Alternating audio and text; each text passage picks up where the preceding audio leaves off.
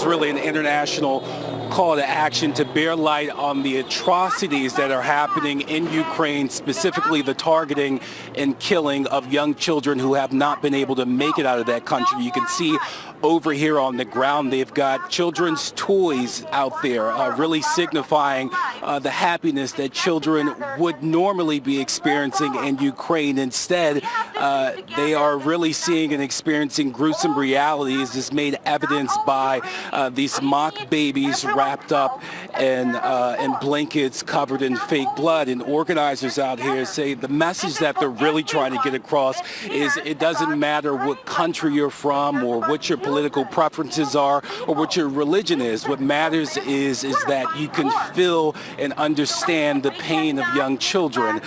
We spoke to an organizer, one of the organizers out here. She just moved to the U.S. within the year. She still has family in the Ukraine right now, and they're experiencing all of this. Take a listen to what she had to say about what's happening in her home country.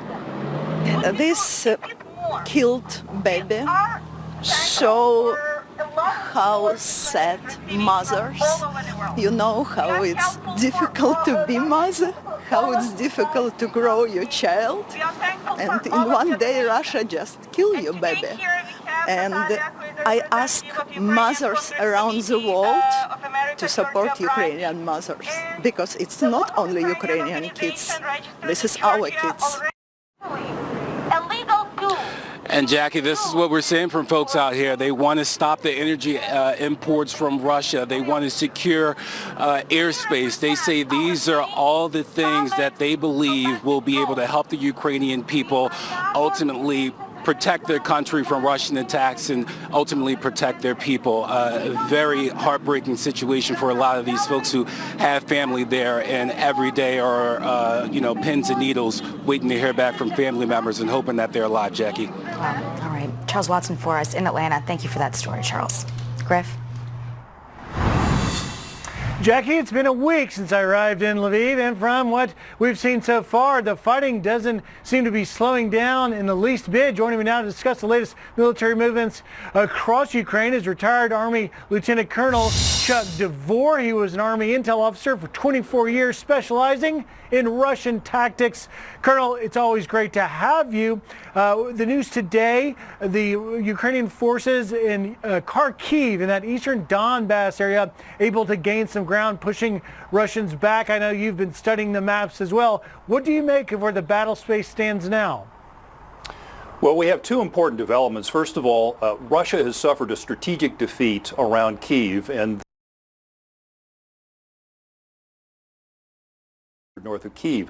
The area around Kharkiv, though, and down through Izium is a very dangerous phase of this battle, because what the Russians are trying to do is cut off approximately 1/3 of Ukraine's active duty force, the force that's in the east in the Donbass area. And the seizure of Izium is a dangerous indication that the Russians may be finally getting some offensive momentum. So this war is going to see a shift from the north to the south and to the east.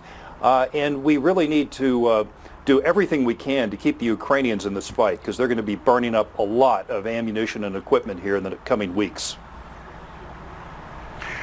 Colonel, are you still of the opinion that as we watch the Russians shift their strategy and really focus on the Donbass region with Izium and Kharkiv in the north, but if you come all the way down to Mariupol, we've heard so much about Russians wanting to create a land bridge really across Donbass from Russia to Crimea. Do you think that's still the objective? I think it is. I think Putin is trying to strengthen his hand at the negotiating table, because he has suffered a strategic defeat in that he hasn't been able to change the government in Kyiv. And so his second best option, so that he doesn't have to admit defeat, is to have victory in the east, to have that land bridge, to own all of the coast and the Sea of Azov. Again, what you're going to see is the Russians are going to adapt. You'll see improved tactics. But from a strategic standpoint, they still have significant weaknesses insofar as their logistics and their maintenance capabilities. And so what I'm concerned about is we're not providing Ukraine with enough equipment fast enough so that they can actually win this conflict with Russia. We also need to be repairing and getting back into the battle damaged equipment some of the equipment the Ukrainians have captured, as well as their own equipment. That could probably be done in Poland. We need those S-300 anti-aircraft missiles, and those MiG-29s should have been sent weeks ago to Ukraine. Well, and we saw President Zelensky in his interview, Colonel, with Brett Baer saying, give me the missiles, give me the jets. I want to just take us to Mykolaiv as well, down in the southern area. Earlier this hour, we interviewed Alexandra Senkevich, the mayor of Mykolaiv. He said he's in the fight. He said it's not a matter of if, it's a matter of when we win. He's really strategically located for the Russians if they're going to advance west along the Black Sea Ridge headed towards Odessa. My question to you, sir, is can they indeed win? Well, I certainly think the Ukrainians can win if we properly equip them. They've shown amazing resilience and bravery. They've shown battlefield adaptation using what's called mission command. In other words, they push down to the lowest possible level initiative with their junior officers. This is something that the Russians have been culturally incapable of doing. And so they will make great use of whatever equipment we're able to send their way. But if we under-resource them, what's going to happen is more Ukrainian lives will be lost and this conflict will be drawn out. We don't want to do that. It is in America's national interest to see Ukraine win this conflict and maintain its independence. And Colonel, just in the conflict will be drawn out. We don't want to do that. It is in America's national interest to see Ukraine win this conflict and maintain its independence. And Colonel, just in the last 30 seconds we've talked a lot about time. Whose side is time on, the Russians or the Ukrainians? And Colonel, just in the last 30 seconds we've talked a lot about time. Whose side is time on, the Russians or the Ukrainians? Well, I'm afraid that time may be on the side of the Russians if we don't strengthen the sanctions. We need to increase the sanctions against Russia. We need to add Belarus to the sanction list, and we need to send a very strong message to the People's Republic of China that as they try to assist Russia, that's going to hurt them economically.